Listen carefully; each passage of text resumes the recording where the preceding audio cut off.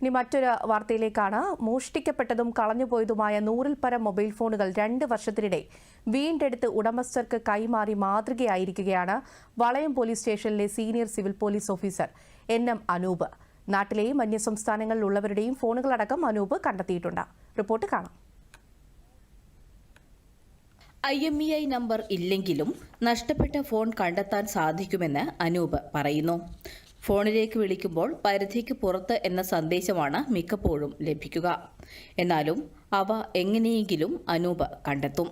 2 വർഷത്തിനിടെ 100-ൽ പരം മൊബൈൽ ഫോണുകൾ അനൂപിന്റെ നേതൃത്വത്തിൽ വളയം പോലീസ് കണ്ടെടുത്ത് ഉടമസ്ഥർക്ക് കൈമാറിയിട്ടുണ്ട്. 100-ലധികം മൊബൈൽ ഫോണുകൾ ഇപ്പോൾ കണ്ടെത്തിയിട്ടുണ്ട്.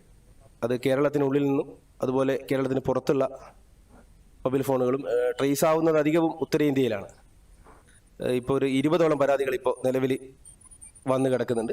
കേന്ദ്ര ടെലികമ്മ്യൂണിക്കേഷൻസ് വകുപ്പിന് കീഴിലെ central equipment identity register app ഉപയോഗിച്ചാണ് അനൂപ് ഫോണുകൾ കണ്ടെത്തുന്നത്. നമ്മൾ CIR പോർട്ടലിൽ രജിസ്റ്റർ ചെയ്ത് കഴിഞ്ഞാൽ ആ മൊബൈൽ ഫോണ് IMEI ബ്ലോക്ക് ആവുകയാണ് ചെയ്യുന്നത്. ആ ബ്ലോക്കായ മൊബൈൽ ഫോണിൽ ആരെങ്കിലും സിം ഇട്ട് കഴിഞ്ഞാൽ ആ സിമ്മിൻ്റെ മൊബൈൽ നമ്പറാണ് നമുക്ക് ലഭിക്കുന്നത്. പിന്നീട് ആ മൊബൈൽ നമ്പർ നമ്മൾ സൈബർ സെല്ലിൽ അപേക്ഷ കൊടുത്ത് അതിൻ്റെ അഡ്രസ്സും ആൾട്ടർനേറ്റീവ് കോൺടാക്ട് നമ്പറും എടുത്ത് അതിൽ ബന്ധപ്പെടുകയാണ് ചെയ്യുന്നത്. അങ്ങനെയാണ് ഫോണ് കണ്ടെത്തുന്നത്.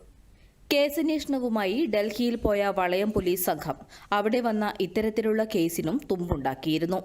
നഷ്ടപ്പെടുന്ന ഫോണുകൾ കേരളത്തിന് പുറത്തുനിന്നാണ് കൂടുതൽ കണ്ടെത്താൻ കഴിയുന്നത്. മുഗേരി സ്വദേശിയായ അനൂപ് 16 വർഷമായി പോലീസിൽ ചേർന്നിട്ട്.